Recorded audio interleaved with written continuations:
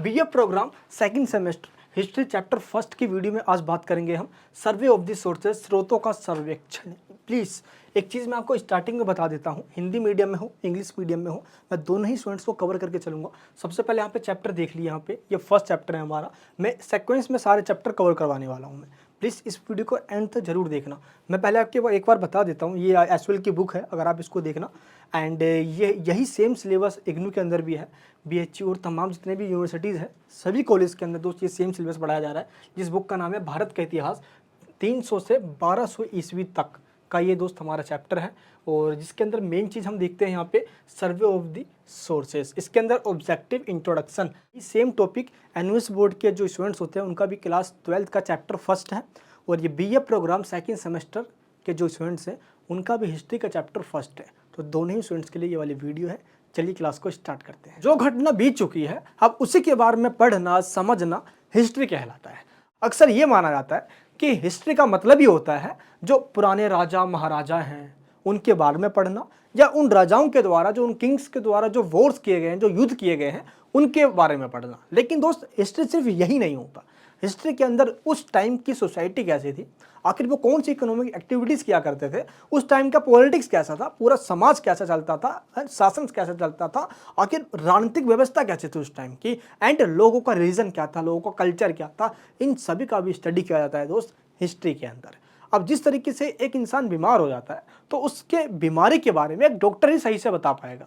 इसी तरीके से इतिहास के अंदर कौन सी घटना कब हुई है, आखिर इसका समाज पे क्या इफेक्ट पड़ा है, इसके बारे में एक इतिहासकार बता पाएगा, यानी कि एक हिस्टोरियन बता पाएगा कि ये घटना कब, क्यों और इसका इफेक्ट क्या हुआ सोसाइटी के ऊपर। मैं मनीष वर्मा, आप सभी का स्वागत है दोस्त हमारे चैनल पे।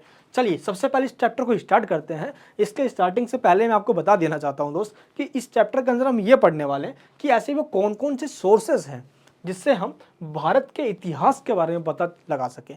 अब जब मैं हिस्ट्री कह रहा हूँ यहाँ पे, तो हमारे पास हिस्ट्री को भी 3 पार्ट्स में डिवाइड किया गया है अपने कन्वेंस के लिए कि हम इतिहास को एक सिस्टमैटिक वे में पढ़ सकें। पहला कहा गया है एंशिएंट हिस्ट्री, जिसको प्राचीन इतिहास कहा जाता है। इसके टाइम का जब हड़प्पा सभ्यता, यानी कि कह सकते हो कि भारत का जो इतिहास है वो स्टार्टिंग का जो टाइम है उसको हम एंशिएंट टाइम कह रहे हैं, है ना। पूरा पाषाण काल जो हमारा रहा है, जब पत्थरों का ही टाइम चलता था, लोग पेड़ों से नीचे उतर के ही आए थे, पत्थर है ना, जो टूल्स हुआ करते थे वो स्टोन से बनाया करते थे। अब इसको स्टोन एज कह सकते हो। फिर हमारा हड़प्पन सिविलाइजेशन टाइम आया। अब इसी का टाइम दोस्तों जो गुप्ता टाइम आया, ये पूरा हमारे एंशिएंट टाइम में चलेगा। अभी बड़ा मजा आएगा इसको पढ़ने में। उसके बाद जो मिडिएवल हिस्ट्री आता है, अब इसके अंदर थोड़ा जब भारत के अंदर जब बाहरी आक्रमण हुआ, अरबों का आक्रमण हुआ, और उसके बाद दोस्त मोमडन एम्पायर भारत के अंदर स्टार्ट हुआ, मुगलों का राज हुआ, खिलजी वंश वगैरह, ये सब देखेंगे हम मिडिएवल हिस्ट्री के अंदर। और जो मॉडर्न हिस्ट्री है इसकी शुरुआत ही होती है अंग्रेजों के भारत आ जाने से, यानी कि अंग्रेजी काल, अंग्रेजों को जब भारत गुलाम बन जाता है। तो बेसिकली ये जो 3 पार्ट्स हैं हमारे हिस्ट्री के, आज के इस चैप्टर के अंदर हम पढ़ने वाले एंशिएंट हिस्ट्री, यानी कि भारत का जो प्राचीन इतिहास है उसको जानने के कौन कौन से सोर्स हैं। ये चैप्टर का हमारा मेन पॉइंट है और इसी में से आपका क्वेश्चन आता है। तो प्लीज़ इस वीडियो को एंड तक देखना।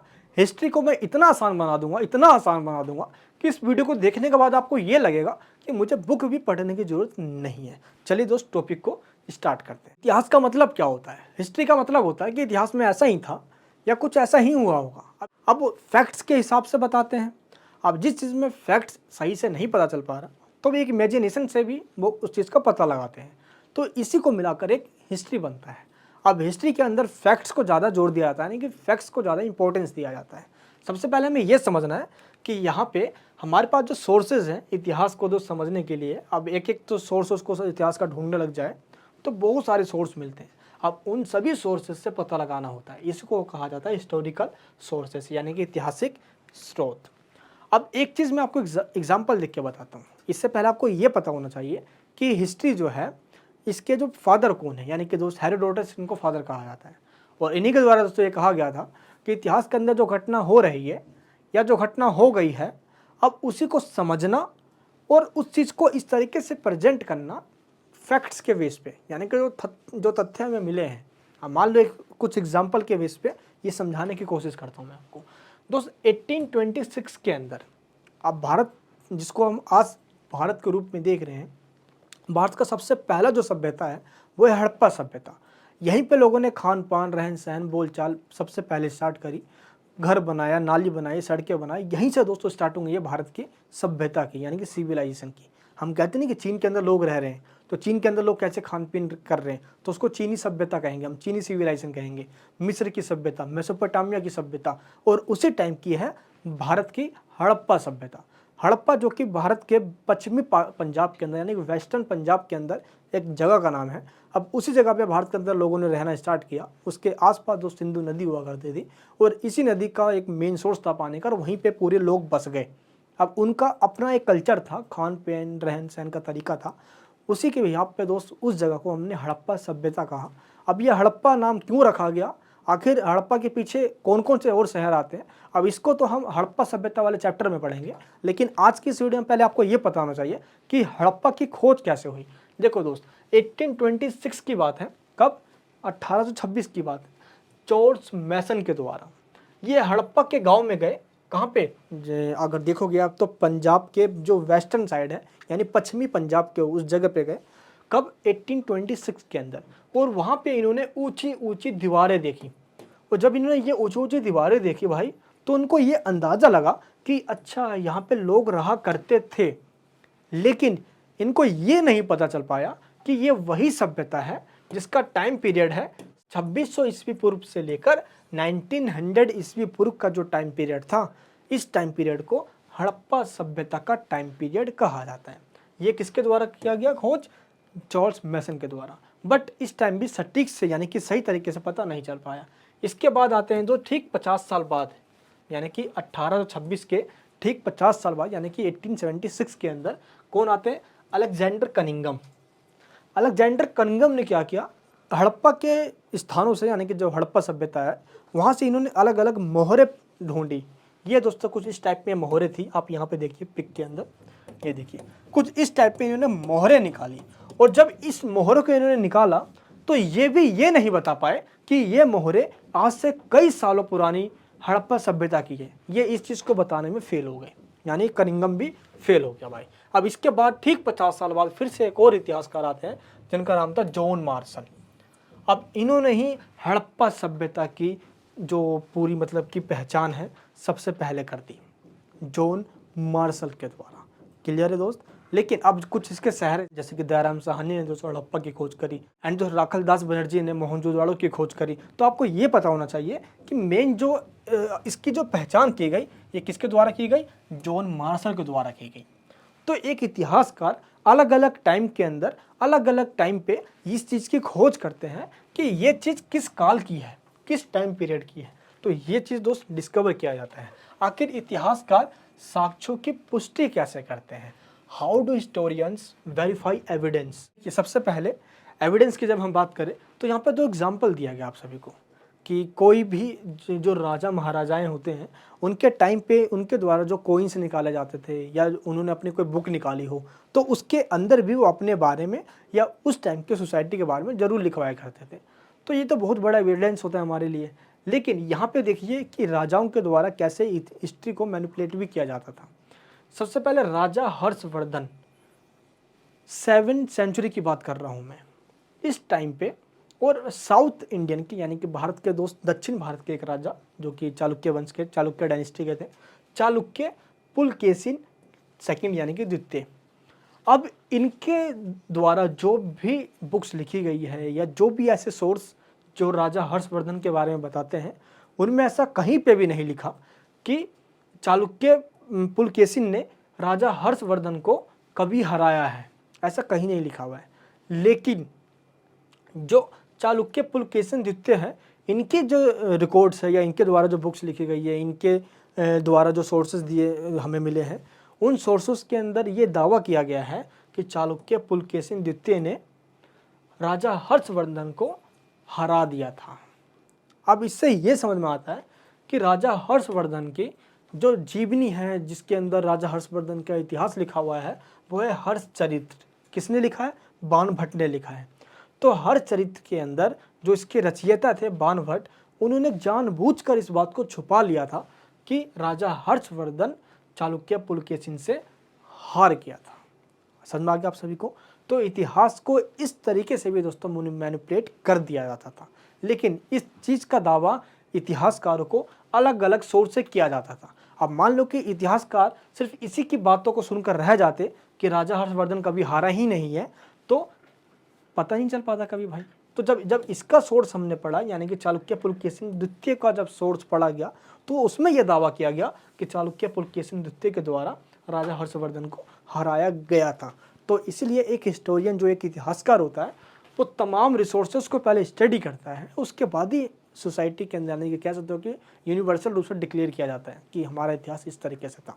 अभी भी दोस्तों इतिहास में ऐसे बहुत सारी चीज़ें हैं जिसको एक्चुअली में अभी सही से रखा नहीं गया सामने लोगों के, ठीक है। चलिए अब यहाँ पे ये देखते हैं हम कि आखिर इतिहास का मतलब क्या है, यानी कि मीनिंग ऑफ द इतिहास, जिसको दोस्तों हम इंग्लिश में कहते हैं हिस्ट्री, ठीक है। क्या कहते हैं? हिस्ट्री। क्लियर है? इसका मतलब होता है ऐसा ही था या ऐसा ही हुआ।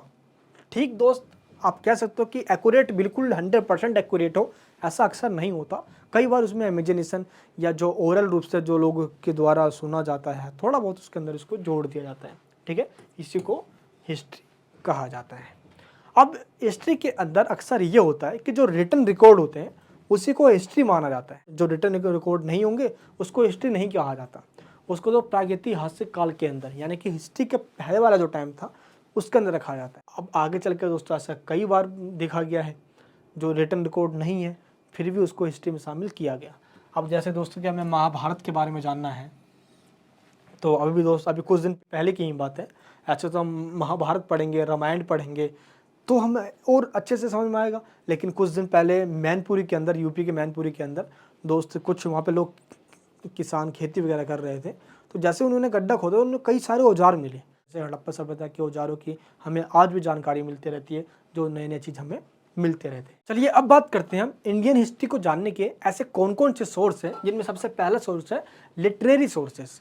लिटरेरी सोर्सेस के अंदर में भी दो सोर्सेस आते हैं, पहला है रिलीजियस और दूसरा है नॉन रिलीजियस। रिलीजियस का मतलब होता है इसका रिलेशन धर्म से हो, और नॉन रिलीजियस का मतलब होता है जिसका संबंध धर्म से ना होकर ऐसे ग्रंथ या ऐसे बुक से होती है जिसका सोसाइटी में बहुत ज़्यादा इंपॉर्टेंस होता है। चलिए पहले बात करते हैं हम रिलीजियस लिटरेचर का। भारत के अंदर जो सबसे पुरानी धार्मिक ग्रंथ है वो है ऋग्वेद, यजुर्वेद, सामवेद, अथर्ववेद। इन चारों को मिलाकर वेद बनता है, यानी कि इनको ही वेद कहा जाता है। ये भारतीय समाज के अंदर बहुत ज़्यादा महत्व यानी इंपॉर्टेंस रखते थे। तो ऋग्वेद के अंदर भी प्रार्थनाएं हैं जो उस टाइम से लोग सोसाइटी यानी कि हमारी पूरी रेगुलेट होती थी। अब उसके बाद जो यजुर्वेद है, सामवेद है, अथर्ववेद है, इसके अंदर भारतीय समाज की जो अनुष्ठान है, पूजा पाठन के तरीका हो गया, पुराण वगैरह हो गए, है ना, एंड मंत्र वगैरह हो गए, इन सब का इसके अंदर वर्णन या इन सब को इसके अंदर डिस्क्राइब अच्छे से किया गया है।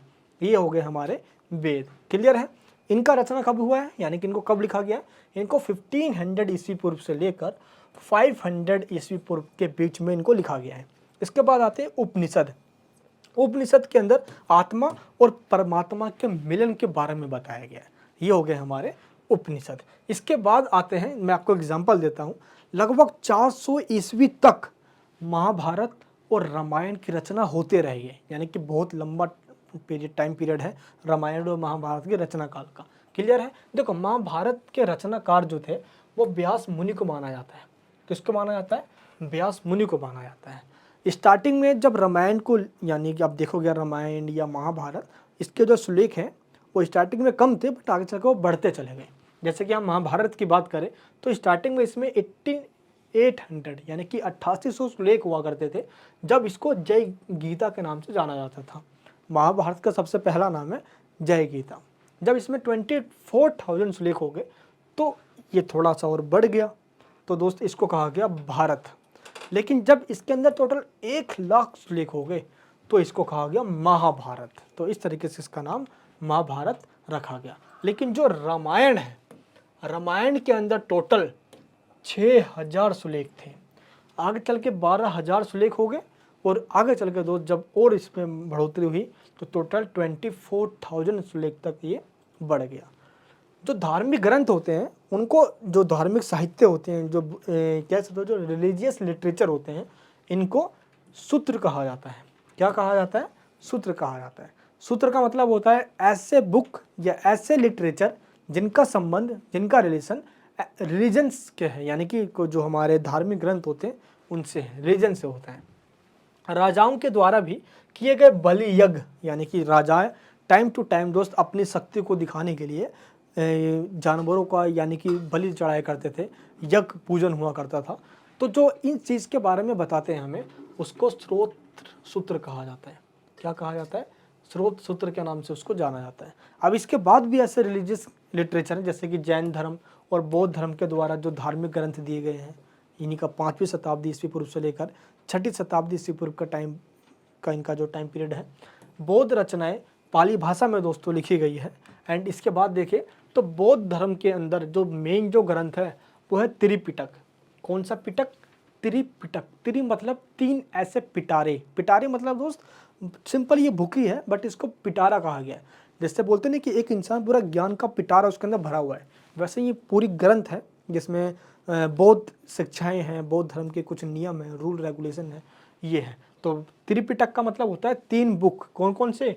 सुत्त पिटक, दूसरा है विनय पिटक और तीसरा है अभिधम्म पिटक। इन तीनों को मिलाकर बनता है त्रिपिटक।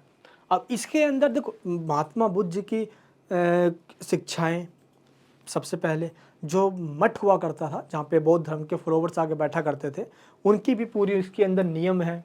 कौन से लोग बौद्ध धर्म को अपना सकते हैं, कैसे फैला सकते हैं, इसका स्प्रेड कैसे हो, सब कुछ इन ग्रंथों के बारे में लिखा है। सबसे मेन है वो है टीचिंग्स है, यानी कि जो बुद्धिज़्म है उनकी मेन प्रिंसिपल्स क्या है, उनकी मेन टीचिंग्स क्या है, यानी कि उनकी मेन शिक्षाएँ क्या है। इसके बाद जो सबसे इम्पोर्टेंट होता है बौद्ध धर्म के अंदर वो है जातक ग्रंथ। जातक ग्रंथ उस ग्रंथ को कहा जाता है जो हमें ये बताता है कि महात्मा बुद्ध जी को जन्म लेने से पहले, इससे पहले उनको लगभग 550 बार जन्म लेना पड़ा था। उनका पहले भी 550 बार जन्म हो चुका था। ये बताता है हमें जातक ग्रंथ, यानी कि उनके पुनर्जन्म रिवर्थ के बारे में बताता है जातक ग्रंथ। आर्थिक और सामाजिक स्थितियों पर अगर हम प्रकाश डालें तो ये जो त्रिपिटक है, ये हमें बौद्ध धर्म जब फैल रहा था तो बुद्धिज़्म के टाइम के अकॉर्डिंग जो उस टाइम की जो सोसाइटी थी, उस टाइम के लोग जो इकोनॉमिक एक्टिविटीज़ किया करते थे, उस टाइम का जो पॉलिटिकल सिस्टम हुआ करता था, उस टाइम जैसे कि अशोक ने काफ़ी बड़ा कंट्रीब्यूशन दिया इसको स्प्रेड करने में, है ना, आसपास के देशों में इसको फैलाने में, प्रचार प्रसार करने में। एंड फिर जाके कैसे अशोक भी दोस्त एंड में जब कलिंग युद्ध हुआ तो उसके बाद वो खुद उन्होंने बुद्धिज़्म को अडोप्ट कर लिया। तो ये सारी जो घटनाएं हमें कौन बताता है? ये सारी हमें त्रिपिटक से भी पता चलता है। ठीक है, तो त्रिपिटक का दोस्त बहुत बड़ा रोल है, ये चीज़ आपको यहाँ पे पता होना चाहिए। ठीक है, एंड इसके बाद जो आती है मेन जो पॉइंट है यहाँ पे क्या है, जैन पाठकों की रचना प्राकृत भाषा में की गई है। यानी कि जो जैनिज्म है, महावीर स्वामी जी की जो टीचिंग्स है, उनको भी जैसे कि श्वेतांबर द्विकांबर में आगे चल के डिवाइड हो गए, वैसे ही बौद्ध धर्म भी महायान हीनयान में डिवाइड हो गया था आगे चलकर। ठीक है, गुजरात के वल्लवी, कहाँ पे? गुजरात में बहुत ज़्यादा स्प्रेड हुआ जैनिज्म का, वहाँ पे व्यापारियों के अंदर बहुत फेमस हुआ जैन धर्म। ठीक है, लेकिन इनके नियम बहुत कड़े हुआ करते थे, इसलिए आगे चल के जो बुद्धिज़्म बहुत तेज़ी से हुआ तो ये कुछ सेक्टर में जाके ये लिमिटेड हो गया। ठीक है, बहुत कड़े नियम है जैन धर्म के अंदर। जैन धर्म की हम बात करते हैं तो गुजरात के वल्लवी में 6ठी शताब्दी ईस्वी में ये बहुत तेज़ी से वहाँ पे फैलता चला गया। और आज भी दोस्त ऐसे काफ़ी सारे व्यापारी वर्ग हैं गुजरात के जो जैनिज्म से बिलोंग करते हैं, इनको अंग कहा जाता था। यानी कि जो जैन धर्म के जो ग्रंथ हैं, तो जैन धर्म की जो बुक्स वगैरह हैं जो उनके जिनमें उनकी टीचिंग्स लिखी गई है, उनको अंग कहा जाता है। टोटल 24 तीर्थंकर हुए जैन धर्म के अंदर, उन सभी के द्वारा कहीं ना कहीं कोई ग्रंथ दी गई है, उन्हीं को अंग कहा जाता है। ठीक है, चलिए नेक्स्ट हम बात करते हैं। अभी तक जिसकी हमने बात करी है उन सभी का संबंध, उन सभी का रिलेशन कहीं ना कहीं रिलीजन से था। जैसे वेद हो गए, हमारे रामायण महाभारत हो गए, बुद्ध धर्म और जैन धर्म के जो ग्रंथ हो गए, त्रिपिटक हो गए वगैरह, है ना, ये सब हो गए, जैसे कि त्रिरत्न वगैरह हो गए। लेकिन अब हम जिनकी बात करने जा रहे हैं उनका रिलेशन धर्म से ना होकर सोसाइटी में रहने वाले लोगों की कर्तव्य से है। अब लोग सोसाइटी में रह रहे हैं तो हमारा कुछ ना कुछ तो कर्तव्य बनता है। तो उस टाइम भी लोगों का कर्तव्य हुआ करता था कि तुम्हारी ये ड्यूटीज़ हैं, रिस्पॉन्सिबिलिटीज़ हैं, कैसे एक सोसाइटी उन लोगों को रेगुलेट होना है, सोसाइटी चलेगी कैसे। इसको कहा जाता है सेकुलर लिटरेचर या धार्मिकेतर साहित्य, यानी कि नॉन रिलीजियस लिटरेचर, जिनका संबंध धर्म से नहीं है, लेकिन ये है एक एक्चुअली में एक साहित्य, एक बुक ही है, एक ग्रंथ ही एक तरफ से। तो इसमें भी धर्म शास्त्र या संहिताएं आते हैं। संहिता मतलब क्या होता है?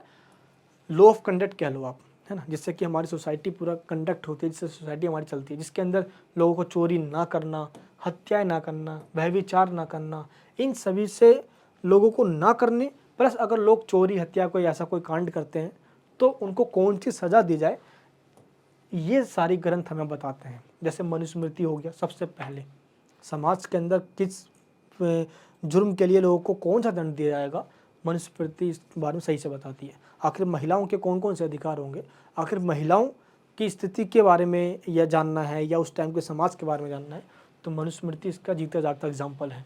एंड भारतीय विधि संहिता, ये इसलिए सब हैं जिनका संबंध धर्म से तो स्पेशली इस तरह के नहीं कहेंगे, समाज में जो लोग रह रहे हैं उन्हीं के लिए इसका संबंध है। ठीक है, कौटिल्य की दोस्तों बुक है अर्थशास्त्र, जो मौर्य एम्पायर के पूरी हिस्ट्री के बारे में बताती है। आखिर मौर्य एम्पायर के अंदर एडमिनिस्ट्रेशन कैसे हुआ करता था, मौर्य एम्पायर के अंदर मिनिस्टर्स कैसे हुआ करते थे, आगे सोसाइटी रेगुलेट कैसे हुआ करता था, उस टाइम की पॉलिटिकल सिस्टम कैसा था, इसके बारे में कौटिल्य के द्वारा जो बुक लिखी गई है इकोनॉमी, इसके बारे में हमें बताया जाता है। ठीक है, यानी कि जो मौर्य एम्पायर है इसके बारे में हमें अर्थशास्त्र से पता चलता है। देखो, जो हिंदी मीडियम वाले हैं वो इन पॉइंट्स को देखें और जो इंग्लिश मीडियम वाले हैं वो इस पॉइंट्स को देखें, ताकि आपको एक एक्चुअली में जो कंसेप्ट है वो समझ में आ जाए। वीडियो के लास्ट में आपको मैं नोट्स दूंगा, उससे आपका पूरा क्लियर हो जाएगा। एंड अष्टाध्यायी, एक ये भी बहुत बड़ी मतलब कह सकते हो कि मस्त बुक है यार, जिसका रचनाकाल 700 ईस्वी पूर्व था। ये भी हमारे भारत के उस टाइम के समाज के बारे में बताते हैं। कालिदास, जो कि गुप्त काल के दौरान के ही टाइम के हैं ये, तो इनके द्वारा जो रचना की गई है, जैसे दोस्त अगर देखोगे कालिदास के द्वारा जो मेन जो रचना की गई है वो क्या है, अभिजनांशुकुतलम पहली है, बहुत इंपॉर्टेंट है ये, ऋतुसंहारा और मेघदूतम। ये 3 ऐसी बुक्स हैं जो कि कालिदास के द्वारा रचना की गई है, इसको लिखा गया है, जो हमें उस टाइम के गुप्त टाइम के, यानी गुप्तास जो पीरियड चल रहा था गुप्त साम्राज्य के, उस टाइम के बारे में हमें बताते हैं। गुप्त वंश के सामाजिक और सांस्कृतिक जीवन के बारे में बताते हैं। यानी कि जो कालिदास के द्वारा जो रचित की गई ये 3 जो ग्रंथ है ये हमें किसके बारे में बताता है, गुप्त काल, जब गुप्ता डायनेस्टी चल रहा था उस टाइम की सोशल और कल्चर एक्टिविटीज़ के बारे में ये हमें बताते हैं। कश्मीर का इतिहास जानने के लिए हमें राजत रंगनी, दोस्त राजत रंगनी एक बहुत ज़्यादा इम्पोर्टेंट है, जो लगभग 12वीं और 13वीं शताब्दी के आसपास की, अगर हमें कश्मीर का इतिहास जानना है तो हमें राजत रंगनी के द्वारा पता चलता है। इसको लिखा किसने था दोस्त, इसको लिखा था कल्हण ने। कल्हण के द्वारा इसको लिखा गया था राजत रंगनी को, जो हमें जम्मू एंड कश्मीर यानी कि मेन आप कहोगे दोस्त तो कश्मीर के बारे में हमें बताता है। इसके बाद है हर्षवर्धन की जो मेन जो जीवन परिचय है, जो मैंने आपको स्टार्टिंग में बताया, बाणभट्ट के द्वारा लिखा गया। किसके द्वारा, बाणभट्ट, एक बुक लिखी गई बाणभट्ट के द्वारा जिसका नाम था हर्षचरित। क्या नाम था इसका, हर्षचरित। और ये हर्षचरित हर्षवर्धन जो राजा है इसकी पूरी जीवनी बताती है, उस टाइम की पूरा सिस्टम बताता है, पॉलिटिकल, इकोनॉमिक, सोशल और कल्चर। तो इसलिए बाणभट्ट के द्वारा जो हर्षचरित लिखी गई है ये राजा हर्षवर्धन के बारे में सही से हमें जानकारी दे देती है। ठीक है, दक्षिण भारतीय अगर साहित्य की बात करें तो संगम साहित्य क्या होता है दोस्त, टाइम टू टाइम कवियों का सम्मेलन हुआ करता था, तो उस सम्मेलन को संगम कहा जाता था। तो उसी टाइम पे जो टाइम टू टाइम जो कवि लोग आया करते थे तो वो कुछ कहा करते थे या स्पीच दिया, भाषण दिया करते थे, तो उसी चीज़ को बुक्स में या ग्रंथ के टाइप में लिख लिया जाता था। इसी को संगम साहित्य कहा जाता है। तो अगर हमें साउथ इंडियन के बारे में जानना है तो हमें संगम साहित्य पढ़ना होगा। संगम साहित्य से हमें भारत के साउथ इंडियन है, दक्षिण भारत के बारे में पता चलता है, जो कि बेसिकली तमिल लैंग्वेज में लिखा गया है। तो साउथ के लिए संगम बहुत ज़्यादा, यानी संगम साहित्य बहुत ज़रूरी है। नेक्स्ट क्या है दोस्त, इन संगम साहित्यों के अंदर नायकों की परिस्थिति की कविताएं मिलती है, यानी कि कविताओं के द्वारा संगम साहित्य में लिखा गया है। शिल्पदिकारम दोस्त काफ़ी ज़्यादा इंपॉर्टेंट है, क्या है, शिल्पदिकारम, ये और मणि मेकली, ये दो ऐसे संगम साहित्य हैं जो दक्षिण भारत के बारे में, राजनीतिक सिस्टम, वहाँ का आर्थिक सिस्टम कैसा था, इन सब के बारे में हमें बताते हैं ये दोनों। ठीक है दोस्त, शिल्पदिकारम और मणिमेकली, ये दो थोड़ा साउथ के हैं, थोड़ा सा आपको वर्ड या थोड़ा याद करना होगा। ठीक है, ये चीज़ आपको ध्यान रखना है। एंड दोस्त लगभग 300 ईस्वी पूर्व से लेकर 300 ईस्वी के बीच में इनका रचना किया गया, यानी जो संगम साहित्य है, जो संगम लिटरेचर है, इनका जो टाइम पीरियड है कंपोजिशन का, इनको लिखने का, वो है 300 BC से लेकर 300 AD। जब BC की बात आ रहा हो यानी कि जब ईसा पूर्व की बात आ रही हो तो ईसा मसीह जी के जन्म से पहले का टाइम है, और जो AD की बात आ रही हो तो ईसा मसीह जी के जन्म के बाद का टाइम है। अर्थव्यवस्था और राजनीतिक अध्ययन यानी कि संगम साहित्य हमें साउथ की इकोनॉमिक और पॉलिटिकल सिस्टम के बारे में बताते हैं। आई होप आपको यहाँ तक समझ में आ गया है। चलिए अब बात करते हैं हम गैर साहित्यिक स्रोत यानी कि नॉन लिटरेरी सोर्सेस। ऐसे सोर्सेस जो बुक्स या ग्रंथ के टाइप में तो नहीं है, बट कॉइन्स वगैरह, शिलालेख या विलेख के टाइप में है, जो बहुत ज़्यादा इंपॉर्टेंट है। सबसे पहला है दोस्तों इंस्क्रिप्शन। इंस्क्रिप्शन का मतलब होता है अभिलेख, जिसको शिलालेख भी कहा जाता है। आखिर इसका मतलब क्या होता है, पहले हम ये समझते हैं। देखो, ये एक हैंड रिटन होता है, यानी कि हाथों से लिखवाया जाता है या लिखा जाता है किसी हार्ड सरफेस पे।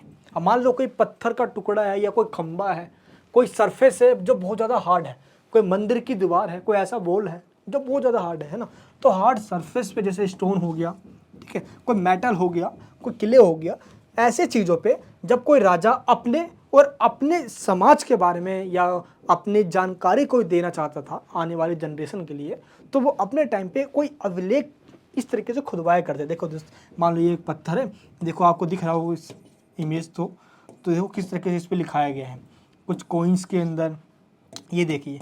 तो खुदर के दोस्त है ना, बहुत मतलब कि आप पत्थर पे लिख रहे हैं ऐसे हैं तो हाथों से जैसे लिखते हैं वैसा लिख देंगे, तो बहुत तेज़ी से गड़ा कर इस तरीके से लिखा जाता था। इसी को अभिलेख कहा जाता है, शिलालेख कहा जाता है। क्या कहा जाता है? शिलालेख। तो पत्थर, धातु, पकी हुई मिट्टी आदि जैसी सख्त सतह पर यानी कि बिल्कुल हार्ड सरफेस पर जब खुरच कर उकेरी हुई लिखावट को अभिलेख कहा जाता है। समझ में आ गया आप सभी को? प्लीज़ एक चीज़ मैं आपको स्टार्टिंग में कह देना चाहता हूँ कि हमारे पास जो स्टूडेंट्स होते हैं वो हिंदी मीडियम इंग्लिश मीडियम दोनों ही स्टूडेंट्स होते हैं। तो प्लीज़ मैं दोनों चीज़ों को लिख देता हूँ यहाँ पे, हिंदी मीडियम और इंग्लिश मीडियम। तो प्लीज़ आप रीड करते रहना ताकि एक बार में मैं एक ही टॉपिक को बोल पाऊँगा। मेरी भी थोड़ी भावनाओं को समझना आप सभी। चलिए देखो, इन अभिलेखों के अंदर राजाओं की यशोगाथा लिखी जाती है। अब कोई राजा है, अब ये जरूर चाहेगा कि भाई मैं बहुत महान हूँ तो आने वाली जनरेशन मेरे बारे में जानेगी कैसे, तो वो अभिलेख लिखवाया करते थे अपने दरबारियों से कह कर। तो इसलिए अभिलेख बहुत ज़्यादा इंपॉर्टेंट हो गया क्योंकि इसके अंदर उनकी प्रशंसा की जाती थी। अब एक राजा के जो अच्छे अच्छे काम हैं जो उसने की है उसके बारे में, जैसे कि अशोक हो गया, उसके भी कई अभिलेख मिले हैं। चंद्रगुप्त मौर्य के टाइम में अशोक ही ऐसा है जिसके बहुत सारे अभिलेख हमें मिले हैं और काफ़ी फेमस भी हुए हैं, जो अभी तक हमें इसके सोर्सेस मिले हैं। ठीक है, उनके अंदर उनको एडमायर, काफ़ी मतलब कि प्रेस, तारीफ़ की गई है इन अभिलेखों के अंदर। अब जाहिर सी बात है कि जो राजा अपने बारे में लिखवाना चाहेगा वो तो कभी गंदे बात या कोई ऐसे काम तो लिखवाएगा ही नहीं जिससे कि उसकी बेइज्जती हो, तो वो कोई ऐसी चीज़ लिखवाएगा भाई आने वाली जनरेशन उसको पढ़े और इंस्पायर्ड हो इस तरीके से। ठीक है, तो शिलालेख जो होते थे वो प्राकृत भाषा में लिखा जाता था। ये प्राकृत भाषा काफ़ी यूज़ हो रहा है, ये प्राकृत लैंग्वेज इसलिए लिखा जाता था, ये इसलिए इसको यूज किया जाता था गवर्नमेंट यानी कि राजाओं के द्वारा भी, क्योंकि उस टाइम जो आम लोग की भाषा थी वो प्राकृत भाषा हुआ करती थी। लोग प्राकृत भाषा में ही आपस में बातचीत किया करते थे। शिलालेख सबसे पहले मौर्य सम्राट अशोक ने लिखवाया, यानी कि सबसे पहले जो अभिलेखों की शुरुआत है, खुरच कर लिखवाने की जो शुरुआत है वो अशोक ने किया, इसलिए दोस्त ये महान सम्राट अशोक कहलाए। तो शिलालेख प्राकृत भाषा में है। उत्तर पश्चिम शिलालेखों की भाषा जो है वो खरोष्टी है। देखो मेन जो भाषा हुआ करती थी इस टाइम वो कैसे, तो ब्राह्मी भाषा, एक खरोष्टी हो गई, एक प्राकृत हो गई, दोस्त एक आरामाइक और यूनानी, मेनली ये सारी हमारी भाषाएं हुआ करती थी। लेकिन अगर आप देखोगे इसमें सबसे पहली अगर हम भाषाओं की जननी कहें तो वो ब्राह्मी लिपि है। ब्राह्मी लिपि से ही अनेक हिंदी, मराठी, तेलुगु, कन्नड़ दोस्त इन सब का मतलब विकास हुआ है। ठीक है, आगे चल के कैसे हुआ है, देखो अफगानिस्तान के शिलालेखों की जो भाषा थी वो अरामाइक और ग्रीक भाषा हुआ करती थी। तो जो ब्राह्मी लिपि है इसको पढ़ने में सबसे पहली सफलता 1837 में मिली जेम्स पिरसेम को, जो कि उस टाइम पे ब्रिटिश ईस्ट इंडिया कंपनी के अंदर एक अधिकारी हुआ करते थे, और इन्होंने ही ब्राह्मी लिपि को पढ़ा। और जब इन्होंने पढ़ा दोस्त तो भारत में जो मेन जो भाषाएं हैं उन सबकी लिपि का डेवलपमेंट हुआ ब्राह्मी लिपि के द्वारा। जो ब्राह्मी लिपि है उसको बाईं ओर से शुरू किया जाता है और दाईं ओर यानी कि बाईं से दाईं जा, जिस तरीके से अभी हम लिखते हैं इस तरीके से लिखा जाता है। एंड जो हड़प्पा सभ्यता की लिपि है, जैसे कि उर्दू देखते हैं, उर्दू हम यहाँ से स्टार्ट करते हैं, ऐसे लिखते हैं, है ना, इस तरफ से, यानी कि दाईं ओर से बाईं ओर लिखी जाती है। लेकिन जो ब्राह्मी लिपि है वो होती है बाईं ओर से दाईं ओर, ठीक है। इस तरीके से स्टार्ट की जाती है, यहाँ पे ख़त्म की जाती है। तो ये चीज़ ज़्यादा ज़रूरी था और ब्राह्मी लिपि से ही भारत की तमाम भाषाओं का विकास हुआ है। खरोष्टी दाईं से बाईं ओर लिखी जाती है, जिस तरीके से उर्दू लिखी जाती है। अशोक की जो नीतियाँ हैं उसको समझने में हमारी बहुत हेल्प करती है, जो ये अभिलेख हैं जो अशोक के द्वारा स्पेशली लिखवाए गए हैं। दक्कन के जो 7 वाहन राजाएँ हैं उनके द्वारा भी जो भूमि दान शुरू किया गया था, इसकी भी हमें जानकारी अभिलेखों से पता चलती है। एंड दान दाताओं का जो विवरण है ये अभिलेखों के अंदर बिल्कुल बताया गया है। तो धार्मिक और आर्थिक गतिविधियों की भी जानकारी हमें देता है ये, कि उस टाइम जो कॉइन्स हुआ करते थे या जो अभिलेख हुआ करते थे उसके ऊपर भगवानों या राजाओं के साइन मिले हैं। जैसे कि अशोक को दोस्त देवपुत्र या देवतुल्य कहा गया है ना, एंड देवों के प्रिय भी कहा गया है ना। तो इस चीज़ का मतलब सिर्फ ये हुआ कि उस टाइम पे राजाओं को अपने बारे में कॉइन्स पे या अभिलेखों में खुदवाना बहुत पसंद आया करता था। तो यहाँ पे आपको एक चीज़ ध्यान रखना है। और सोने के सिक्के अगर सोसाइटी में ज़्यादा है, इसका मतलब ये है कि उस टाइम पे इकोनॉमिक सिस्टम बहुत अच्छा है और सोसाइटी प्रॉफिट में चल रही है। आगे आने वाले टाइम में सोने के सिक्के खत्म होते चले गए क्योंकि आर्थिक तंगी आ गई। तांबे के पत्थरों पर खुदे अभिलेख भूमि स्वामित्व के प्रमाण के रूप में तैयार किए जाते थे। इसका मतलब ये हुआ कि तांबे, अगर आपने दोस्त देखा होगा तो कॉपर के पतले पतले से कुछ, आज हमें एक थाली होती थी, थाली में खाना खाते हैं हम, तो उतने ही पतले पतले बड़े बड़े पात्र हुआ करते थे, तो उसके ऊपर भी लिखवाया जाता था, उसके ऊपर भी, तो उसी को ताम्र पात्र कहा जाता था। क्लियर है, क्या कहा जाता था उसको? ताम्र पात्र। तो जो उसको आप एक तरीके से इंस्क्रिप्शन ही कह सकते हो, एक अभिलेख के रूप में कह सकता हूँ। तो ये जो अभिलेख हैं जिसको हम सभी जो शिलालेख कह रहे हैं, इनमें कुछ बाधाएं भी आती है हमारे इतिहासकारों को। ऑब्स्टेकल्स कौन कौन से हैं, चलिए हम पहले इनको समझते हैं। सबसे पहले जो अक्षर होते हैं वो इतने हल्के खुदाए गए होते हैं कि आज के टाइम की जो जनरेशन है वो इसको सही से समझ ही नहीं पाती। दैट मीन्स जो हमारे हिस्टोरियंस है, जो इतिहासकार है, वो सही से पहचान नहीं पाते। तो इसकी सबसे बड़ी कमी यह है। तो लेटर्स आर लाइटली है, क्या है मतलब दोस्त, के एनग्रव्ड है, मतलब कि सही से दिख नहीं रहे हैं। पढ़ना और समझना आज पॉसिबल नहीं है। कई तो दोस्त फट जाते हैं, कई तो टूट जाते हैं, कई अक्षर गायब हो जाते हैं। लेटर्स भी दोस्त कई सारे डिसअपियर हो जाते हैं इसके अंदर, तो पढ़ नहीं पाते। और कुछ जो इसके लेटर्स के जो या कुछ वर्ड्स के जो मीनिंग है वो क्लियरिटी मेंशन नहीं है, और जो क्लियरिटी के साथ हमारे हिस्टोरियंस जो इतिहासकार हैं उनको भी समझ में नहीं आया है। इसलिए कुछ अभिलेख आज भी हमारे समझ से बाहर है। तो पहला हो गया अभिलेख, जो हमें हमारे इतिहास को समझने में हेल्प करते हैं, क्योंकि इन अभिलेखों को राजा खुद ही अपने द्वारा लिखवाते हैं या खुदवाते हैं। तो वो अपने साम्राज्य के बारे में, अपने बारे में उस पर लिखवाते हैं, तो उससे ही पढ़ के हम उस टाइम के बारे में समझ सकते हैं।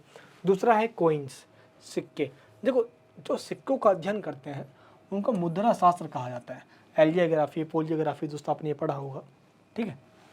सिक्कों पर लिपि, आकृति और दृश्य, यानी कि स्क्रिप्ट पे, यानी जो सिक्के जो होते हैं कॉइन्स, उसके ऊपर काफ़ी वाले स्क्रिप्ट भी पाए गए हैं, कुछ फिगर, कुछ पिक्चर्स। ये देखोगे आप, इस पे दोस्तों फिगर हैं, कई देवताओं के, है ना, भगवानों के पिक्चर भी इस पे लगे होते थे कोई। एंड इस तरीके से ये उस टाइम के सोसाइटी के अंदर कल्चर, इकोनॉमिक एक्टिविटी को डिस्क्राइब करता है। ये प्राचीन जो सिक्के हैं वो तांबा, चांदी, सोना और शीशे में पाए गए हैं।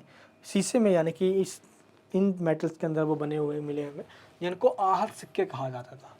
आहत सिक्के का मतलब ये है कि इसके ऊपर इस तरीके से डिज़ाइन, पिक्चर्स बने होते थे।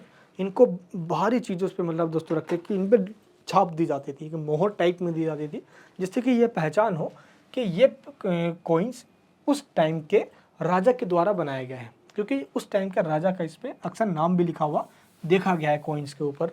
और जो टाइम पीरियड है वो भी लिख दिया कर, जैसे कि दोस्त आज भी हमारे कॉइन्स के ऊपर ये ऐसा लिखा होता है, देखिए 2005 या 2020 ऐसा लिखा होता है। तो ऐसे ही दोस्त उस टाइम के राजाओं के द्वारा भी ईयर्स लिखवा दिया जाता था, जिससे हमें आसानी होती है उस चीज़ को समझने में। नाम और आकृतियाँ वाले जो सिक्के हैं वो भारतीय और यूनानियों ने जारी किए हैं। जिस कॉइन्स के ऊपर नेम्स और अलग अलग, मतलब कि देखो कि आप कुछ फिगर्स वगैरह बने हुए हैं, तो ऐसा इंडियन और यूनानियन के द्वारा ही, यानी जो यूनानी है उनके द्वारा ही ये ऐसे मतलब कोई चलाए गए हैं मार्केट के अंदर। कुषाण शासकों के द्वारा सबसे पहले सोने के उच्चतम कोटि, कह सकते हो कि सोने के सिक्के चलाए गए भारत के अंदर। फर्स्ट सेंचुरी यानी कि प्रथम शताब्दी के अंदर दर्शनीय स्वर्ण मुद्राएं गुप्त वंश के शासकों ने जारी किए, यानी कि जो उच्चतम कोटि के जो सोने के सिक्के हैं वो गुप्त पीरियड के द्वारा जारी किए गए हैं। गोल्ड के जो कोइंस हैं और ये इतने उच्च कोटि के हैं, इसलिए इसको गोल्डन एरा के नाम से जाना जाता है। यानी कि जो गुप्ता पीरियड है उसको गोल्डन एरा या गोल्डन एज के नाम से जाना जाता है। स्वर्ण युग भी कहा जाता है गुप्ता पीरियड्स को। ठीक है दोस्त, विनिमय के लिए उपयोगी सिक्के होते हैं ये, एक्सचेंज के लिए काफ़ी इसका इम्पोर्टेंस है। आर्थिक इतिहास को बताते हैं ये, मैं सिक्के के कोइंस के क्या क्या इंपॉर्टेंस है ये बता रहा हूँ। सबसे पहले यूज़फुल कोइंस फॉर एक्सचेंज के अंदर इकोनॉमिक हिस्ट्री हमें ये इन्फॉर्मेशन देती है। अगर सोने के सिक्के हैं तो समझ लो सोसाइटी बहुत संपन्न है ना, बहुत तरक्की पे है। सोने के चांदी के हैं तो थोड़ा कम, शीशे के हैं तो और भी कम। ठीक है, तो सोना भाई को पता है यार, तो सबसे ज़्यादा इसकी डिमांड। एंड व्यापारी और दस्तकार के बारे में वहाँ की जानकारी, मर्चेंट्स और जो क्राफ्ट्समैन्स होते हैं उनके बारे में इन्फॉर्मेशन देती है हमें कोइंस। राजाओं और देवताओं की जो आकृति, जो फिगर्स मिलते हैं हमें किंग्स के इसके ऊपर, है ना, कोइंस के ऊपर, तो हमें इसकी जानकारी मिल जाती है। धर्म पे भी प्रकाश डाला जाता है, जैसे कि देवी देवताओं के पिक्चर्स भी इसके अंदर पाए गए हैं कोइंस के ऊपर। क्लियर है। इसके बाद आते हैं पुरातत्व, आर्कियोलॉजी। पुरातत्व का मतलब क्या होता है? देखो, पुरा मतलब होता है पुराना और तत्व मतलब होता है एलिमेंट्स जो हमें खुदाई करने के बाद मिलते हैं। अब आज से लगभग 2000 साल पहले, 3000 साल पहले जो लोग यूज़ किया करते थे, वो जब सभ्यता नष्ट होती है तो वो मिट्टी में भी दोस्त दब जाती है। तो खुदाई के बाद वो जब बाहर निकल कर आती है तो उसको ही पुरातत्व कहा जाता है। पुरातत्व यानी कि जो फिजिकल रूप से जो हमें दिख रहा हो। ठीक है, तो भौतिक अवशेषों का अध्ययन पुरातत्व की सहायता से होता है, यानी कि the study of physical remains is done with the help of archaeology. अब देखो, बीते युगों के अंदर मनुष्य के द्वारा अपने जीवन में कई चीज़ों का यूज़ किया जाता था। अब कई चीज़ों का यूज़ किया जाने का मतलब ये है कि वो चीज़ हमें उस टाइम के बारे में बताती है। तो जो इतिहास होता है जो मेनली जो हिस्ट्री है वो रिटन रिकॉर्ड को ही हिस्ट्री कहा जाता है, यानी कि जो लिखित है, जो रिटन मटेरियल हमारे पास उपलब्ध है उसी को मेनली हिस्ट्री या इतिहास कहा जाता है। अब जो रिटन अवेलेबल नहीं है उसको हमने कह सकते हो कि या तो उसको हम पढ़ नहीं पाए हैं। जैसे कि एग्जाम्पल के लिए देखो भाई, 2500 ईस्वी पूर्व में सिंधु सभ्यता यानी सिंधु घाटी हड़प्पन सिविलाइजेशन की बात आती है, इसकी जो लेखन की शैली है इसको आज तक नहीं पढ़ पाए हैं। इसको दो ठीक दाई से बाईं ओर लिखा जाता था, जिस तरह से खरोष्टी लिपि जिस तरीके से उर्दू लिखते हैं ना, दाई से, है ना, इस तरफ से स्टार्ट करते हैं और यहाँ पे इस तरीके से स्टार्ट करते हैं। तो यहाँ की ऐसी सभ्यता हुआ करती थी। लगभग 375 से 400 तक इसके अंदर साइन मिले हैं, जो चिन्ह हैं वर्ड्स के मिले हैं, लेकिन आज तक उसको पढ़ा नहीं गया है। एक चीज़ दोस्तों आपको ध्यान रखना है, एंड इस लिपि को पढ़ा तो नहीं गया है, खुदाई में 7 लाख वर्ष पुराने मानव द्वारा ऐसे कई औजार मिले हैं। तो जब पुरातत्व यानी कि जो आर्कियोलॉजिकल सर्वे ऑफ इंडिया है, एक पूरी ऑर्गेनाइजेशन है भारत सरकार की, इंडियन गवर्नमेंट की, जो उन औजारों या जो पुरातत्व, जो पुरानी पुरानी वस्तुएं मिलते हैं जिसको भग्नावशेष कहा जाता है, उन सभी चीज़ों का रिसर्च करते हैं और उनका निवास स्थान क्या था, आखिर ये कब का है, किस टाइम का है, उनके बारे में पता लगाया जाता है। क्लियर है। मिट्टी के बर्तन, औजार, किस प्रकार के खाद्यान्न का इस्तेमाल करते थे, यानी कि अनाज कौन सा खाते थे, फूड सिस्टम, कल्चर क्या था, इन सब का पता लगाया जाता है पुरातत्व के द्वारा, आर्कियोलॉजिकल के द्वारा। ठीक है। दक्षिण भारत में व्यक्ति को निजी वस्तुओं के साथ दफनाया जाता था, यानी कि जब मरने के बाद दफनाया जाता था आबादी से ठीक दूर, तो उन्हीं के साथ कुछ बर्तन वगैरह हो गए, है ना, जो वो चीज़ यूज क्या करते हैं डेली यूज के, उनको भी कुछ गहने जैसे कि सोने चांदी, इन सब चीज़ों को रख के, कोई मन के हो गए, मन के मतलब मोतियों के हार वगैरह, उनको भी रख के दफना दिया जाता था। तो वही चीज़ हमें आज खुदाई में मिले हैं। जैसे जो सब देखेगा महापाषाण, मैगलिथ जो हमारा टाइम पीरियड था, मैगलिथ मतलब महापाषाण, जब बड़े बड़े पत्थरों को यूज किया जाता था। ठीक है। एंड पत्थरों को ही जो कोई जब किसी को दफनाया जाता था मरने के बाद, तो उसी पत्थरों को उसके ऊपर रख दिया जाता था। ठीक है। 3री सदी ईस्वी पूर्व यानी कि 3rd सेंचुरी ईस्वी पूर्व की बात है, जब रेडियो कार्बन या कार्बन 14 का डिस्कवर होना स्टार्ट हुआ। ये रेडियो कार्बन या कार्बन 14 का मतलब क्या होता है? देखो, तो जो इंसान मरते हैं, जब ये इंसान नष्ट, हमारी जब बॉडी नष्ट होती है, तो नष्ट होने के बाद ये आसपास के चट्टानों या मिट्टी में शामिल यानी समा जाती है। अब जब हम उस चीज़ की मिट्टी की जांच करते हैं तो उसके अंदर कार्बन मिलता है, उसी कार्बन को कार्बन 14 कहा जाता है। अब ये हमें बताते हैं कि जो ये उस टाइम के जीव है या जो कोई वस्तु है ये किस टाइम की है, या इसमें जो रेडियोधर्मी जो कार्बन है इससे ये पता लगाया जाता है कि इसका मृत्यु कब हुआ था, ये कब नष्ट हुआ था। ठीक है, मृत्यु के बाद ये नष्ट जब हो जाता है तो ये कह सकते हो एक पौधा है, मान लो एग्जाम्पल के लिए दिया गया यहाँ पे, एक पौधा जब एक नष्ट हो जाता है तो वो मिट्टी में समाहित हो जाता है, तो हम इसकी अवशेषित यानी कह सकते हो जो इनके पत्ते हैं हम इनसे पता लगा सकते हैं ये कब का है, आखिर ये कब खत्म हुआ, इसका नाम क्या है, इन सभी चीज़ से पता लगा सकता है। जलवायु परिवर्तन कैसे हुआ वनस्पति के द्वारा, तो ये सब इसकी जानकारी ली जाती है।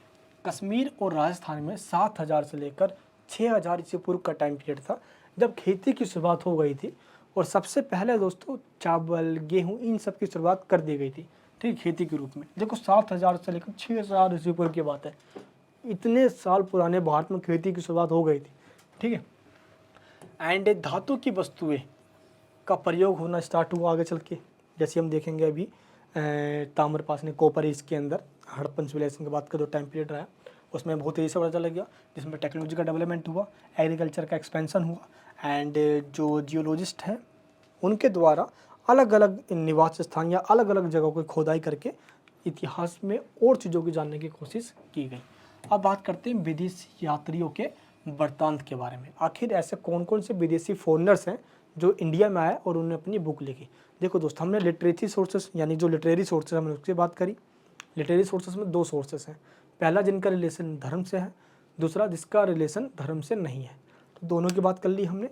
अब हम बात करने वाले हैं नॉन लिटरेचर सोर्सेस की, हमने बात करी जिसके अंदर हमारे अभिलेख कोइंस वगैरह आ गए।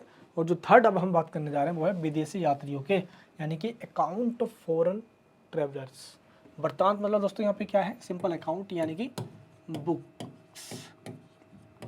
ठीक है, देखो ग्रीक, रोमन और चीनी अंतुलुक वगैरह ये टाइम पे भारत के अंदर आया करते थे, यानी कि ग्रीक के लोग, रोमन के लोग, चीनी लोग। ठीक है, और जिनमें सबसे फेमस अगर बात करूँ मैं, कुछ लोग राजदूत बनकर आते थे, एम्बेसडर वगैरह बनकर आया करते थे, कुछ लोग यात्री के रूप में धर्म के बारे में जानने के लिए भारत में आया करते थे। तो भारत के जो धर्म का जो ज्ञान है अपने आप में दोस्त अमेजिंग है, माइंड ब्लोइंग है। लोग यहाँ पे लोग जानने के लिए आया करते थे, है ना। चंद्रगुप्त मौर्य में मैगस्थनीज दोस्तों यूनान से आया था भारत के अंदर। चंद्रगुप्त मौर्य के अंदर एक कह सकते हो कि आप राजदूत बनकर, ठीक है, कहाँ का, यूनान से आया था दोस्तों। सेल्यूकस के आपको पता है कि आपने पढ़ा होगा इसके बारे में, हिंदी के अंदर, ये 12th के अंदर भी ये चैप्टर में दिया गया है कि सेल्यूकस का राज दरबारी जो मैगस्थनीज था ये यूनान से चंद्रगुप्त मौर्य के दरबार में राजदूत बनकर आया था। और इस टाइम पे इसने एक बुक लिखी थी जिसका नाम था इंडिका। इस बुक के अंदर इसने चंद्रगुप्त मौर्य यानी कि मौर्य अंपायर के एडमिनिस्ट्रेशन सिस्टम के बारे में बताया। आखिर इसने सोशल सिस्टम, जो सोशल क्लास बटा हुआ इसके बारे में बताया, लोग उस टाइम कौन कौन से इकोनॉमिक एक्टिविटीज़ क्या करते थे इसके बारे में बताया, और इतनी सारी इसने हमें इन्फॉर्मेशन दी उस टाइम की। दोस्त इसी तरीके से फर्स्ट और सेकंड जो सेंचुरी हुआ करती थी, इस सेंचुरी के अंदर ग्रीक और रोमन वृत्तांत भी हमें मिले हैं, जो कि भारतीय बंदरगाह के द्वारा जो व्यापार किया जाता था रोमन के आसपास, आप देखोगे यार, ठीक है, ग्रीकों के द्वारा, तो हमें इसका भी उल्लेख मिलता है। किसके अंदर, यहाँ पे दोस्त दो चीज़ों के नाम दिए गए, प्लीज़ इनको याद कर लेना आप। एरिथ्रियन, सबसे पहला क्या है, एरिथ्रियन सागर, और दूसरा है टोलमी का भूगोल। ये दो ऐसे मतलब कह सकते हो कि ग्रंथ है जो कि ग्रीक में लिखे गए हैं, जो ये बताते हैं कि इंडिया का व्यापार, जो भारतीय बंदरगाह है, इसका व्यापार ग्रीक और रोमन के साथ हुआ करता था। दोस्त मिर्च गोले आप कह सकते हो, यानी कि मसाले का व्यापार रोमन से बहुत पुराना व्यापार है हमारा, बहुत डिमांड हुआ करती थी भारतीय मसालों की रोमन अम्पायर के अंदर। ठीक है, नेक्स्ट क्या है, चीनी यात्री, जिसमें फाहियान और ह्वेनसांग ये भारत के अंदर आए। उस टाइम बौद्ध धर्म का प्रचार प्रसार बहुत तेज़ी से हो रहा था, तो मेनली दोस्तों ये बौद्ध धर्म के बारे में अध्ययन करने के लिए आए थे, बुद्धिज़्म के बारे में स्टडी करने के लिए आए थे। इसी के बाद फाहियान अगर देखा जाए तो फाहियान ने 5वीं शताब्दी में गुप्तकालीन स्थितियों का वर्णन किया अपनी बुक के अंदर। तो इसी तरीके से जो भी ये ट्रैवलर आते थे तो वो अपनी कोई बुक लिखा करते थे, और उसी बुक के अंदर उस टाइम जो भी वो देखते थे, समझते थे, उसको लिख देते थे। अब ये इंसान तो मर जाते, बट इनके द्वारा जो एक्टिविटी की गई है हमारे आने वाले जनरेशन को मिल जाता, तो इससे हमें इतिहास के बारे में और समझने में हेल्प मिल जाती। तो फाहियान के द्वारा 5th सेंचुरी, ठीक है, 5वीं शताब्दी के अंदर जो गुप्तकालीन जो गुप्ता डायनेस्टी था उसके बारे में बताया गया फाहियान के द्वारा, तो हमें वो चीज़ हमें मिल पाया 5th सेंचुरी के आसपास, ठीक है। उसके बाद जो हैत्सेंग, देखो 7वीं सदी के जो राजा थे हर्षवर्धन के बारे में हमें हैत्सेंग से ही पता चलता है। जिस तरीके से वानभट्ट के द्वारा हरचरित लिखा गया, वैसे ही हैत्सेंग के द्वारा भी राजा हर्षवर्धन के बारे में बताया गया। ऐसे ही दोस्त नालंदा विश्वविद्यालय, जो भारत का एक कह सकते हो कि बहुत प्रसिद्ध वर्ल्ड फेमस कह सकते हैं यूनिवर्सिटी, नालंदा विश्वविद्यालय हो गया, तक्षशिला विश्वविद्यालय हो गया। तो नालंदा विश्वविद्यालय के बारे में भी दोस्त किसने, हैत्सेंग ने हमें बताया है। क्लियर है। एंड इसके बाद आ जाते हैं मॉडर्न हिस्ट्री के अंदर। देखो मॉडर्न हिस्ट्री की शुरुआत होती है भारत के अंदर जब अंग्रेज आ जाते हैं, और इसकी शुरुआत आप कह सकते हो कि मॉडर्न हिस्ट्री की शुरुआत होती है 1765 के अंदर, जब बंगाल और बिहार पे अंग्रेजों का राज स्टार्ट हो जाता है। Battle of Plassey 1757, battle of Buxar 1764, इन दोनों को जीत लेने के बाद भारत के भाग्य विधाता अंग्रेज बन जाते हैं। अब इसके बाद दोस्त देखो कोई भी सिस्टम है, कल्चर है, जब आप उसको समझ जाओगे तो उस जगह को आप अपनापन मानने लग जाओगे। लेकिन अंग्रेज़ों ने क्या किया, उनको लगा कि यार भारतीय लोगों को अगर अपने बस में करना है तो इनके सोशल और जो रिलीजियस जो इनका कल्चर है उसमें फूट डालना स्टार्ट करो। तो इनको सबसे पहले समझना होगा। इसलिए 1776 के अंदर अंग्रेज़ों के द्वारा मनुस्मृति जो है इसको ट्रांसलेट करवाया गया इंग्लिश के अंदर, और इसको समझा उन्होंने। और इसी के अंदर इन चीज़ों के आप कह सकते हो कि पूरे सोसाइटी के अंदर, इंडियन सोसाइटी में जो डिवाइड एंड रूल की जो पॉलिसी उन्होंने इम्प्लीमेंट किया, उन्होंने इस समझ कर कि यार समाज के अंदर जब हमें फूट डालना है तभी हम राज कर पाएंगे। मेन चीज़ यहाँ पे ध्यान रखना है आपको। 1784 के अंदर एशियाटिक सोसाइटी ऑफ बंगाल की स्थापना की गई, जिसका मेन काम था जो इंडियन जो लिटरेचर उनको ट्रांसलेट करना, और इसने ट्रांसलेट भी पूरा अपना कंप्लीट किया। 1904 में स्मिथ के द्वारा एक बुक लिखी गई अर्ली हिस्ट्री ऑफ इंडिया, जो कि भारत के प्राचीन यानी कि एंशिएंट हिस्ट्री के बारे में बताता है। वैसे ही वासम के द्वारा, कौशाम्बी के द्वारा, मजूमदार के द्वारा ऐसे कई सारे ग्रंथ या बुक्स लिखे गए हैं जो हमें मॉडर्न हिस्ट्री, जैसे कि दोस्त बिपिन चंद्रा देख लीजिए आप, ठीक है। ऐसे काफ़ी सारे बुक्स हैं जो हमें मॉडर्न हिस्ट्री के बारे में बताते हैं। अंग्रेजों के द्वारा जो काम किया गया, उनके द्वारा दस्तावेज दिए गए, जैसे गोलमेज सम्मेलन, असहयोग आंदोलन, गांधी जी के द्वारा, भारतीय फ्रीडम फाइटर्स के द्वारा। तो मॉडर्न जो हिस्ट्री है इसके काफ़ी सारे हमारे पास रिसोर्सेज हैं, क्योंकि अभी रिसेंटली सारी कुछ घटनाएं हम कह सकते हैं लगभग दोस्त आप कह सकते हो कि 300 साल पुरानी, 400 साल पुरानी है। तभी उस तरीके से इतना पुराना नहीं हो गया जिस तरीके से हड़प्पा सभ्यता का इतिहास है। तो ये चीज़ आप यहाँ पे समझ सकते हो जो मैंने आपको यहाँ पे बताया। तो मॉडर्न हिस्ट्री काफ़ी सारे हमारे पास हिस्ट्री है। आई होप दोस्त आपको टॉपिक समझ में आ गया होगा। एंशिएंट हिस्ट्री को जानने के बेसिकली 3 सोर्सेस हैं। पहला है लिटरेरी सोर्सेस, दूसरा है नॉन लिटरेरी सोर्सेस, और तीसरा है यात्रियों के वृत्तांत, यानी कि जो विदेशी जो फॉरेनर ट्रैवलर भारत में आया करते थे उनके द्वारा जो बुक्स लिखी जाती थी, ये सोर्सेस हैं, ठीक है। तो एंशिएंट हिस्ट्री को हमने समझ लिया। अब मॉडर्न हिस्ट्री भी एक टॉपिक है, बट इसको आपको थोड़ा डीपली में समझना है। एग्जाम में जो एंशिएंट हिस्ट्री को जानने के सोर्सेज पूछे जाते हैं आप सभी से। होप दोस्त आपको टॉपिक समझ में आ गया होगा। इस चैप्टर के नोट्स, साथ ही दोस्त सेकंड सेमेस्टर हिस्ट्री के पूरी सिलेबस के चैप्टर वाइज इंपॉर्टेंट क्वेश्चन और आंसर्स के नोट्स के लिंक नीचे डिस्क्रिप्शन बॉक्स के अंदर है। उस नोट्स के अलावा आपको कुछ भी नहीं पढ़ना। और एक चीज़ मैं आपको बता देता हूँ कि आपके एग्जाम के अंदर उसी नोट्स में से क्वेश्चन आएंगे, और जैसे आंसर उसमें दिया गया है सेम वही आंसर्स आपको पढ़कर जाना है। फुल टू फुल मार्क्स के दोस्त हमारी पूरी गारंटी है। तो लिंक नीचे डिस्क्रिप्शन बॉक्स में दोस्त नोट्स हमारे पेड होते हैं। मार्केट से आप 10 ईयर लाओगे, आप तमाम बुक्स लेकर आओगे, उसमें पैसे लगेंगे। लेकिन अगर आप मेरी बातें आपको समझ में आ रही है तो आप प्लीज़ नोट्स ले लीजिए और सिंपल उसको रीडिंग कर लीजिए। पूरा पेपर मस्त जाएगा आपका, उसके बाहर कुछ भी नहीं आएगा। हिंदी मीडियम, इंग्लिश मीडियम, दोनों मीडियम में दोस्त नोट्स अवेलेबल है। लिंक नीचे डिस्क्रिप्शन बॉक्स में जाइए, उसको परचेज कर लीजिए। वीडियो कैसे लगी कमेंट बॉक्स में बताइए। एक वीडियो को बनाने में बहुत मेहनत लगती है, तो प्लीज़ चैनल पर नए हो तो सब्सक्राइब कीजिए, अगर बेल आइकन ऑन कीजिए। ऐसे ही यूज़फुल वीडियोस आपको मैं बहुत देने वाला हूँ, बहुत मजा आएगा दोस्त। हिस्ट्री को इतना आसान बना दूंगा, बड़ा मजा आएगा आपको समझने में।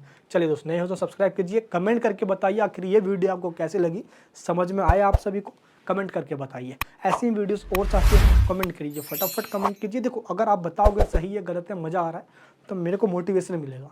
मैं ऐसी ही वीडियोस रोज़ लेकर आऊँगा, आपको ही मज़ा आएगा। चलिए दोस्तों, इस वीडियो को सभी जगह शेयर कीजिए भाई, आज ही चैनल को सब्सक्राइब कीजिए। थैंक यू सो मच आपका इस वीडियो देखने के लिए। जय हिंद, जय भारत।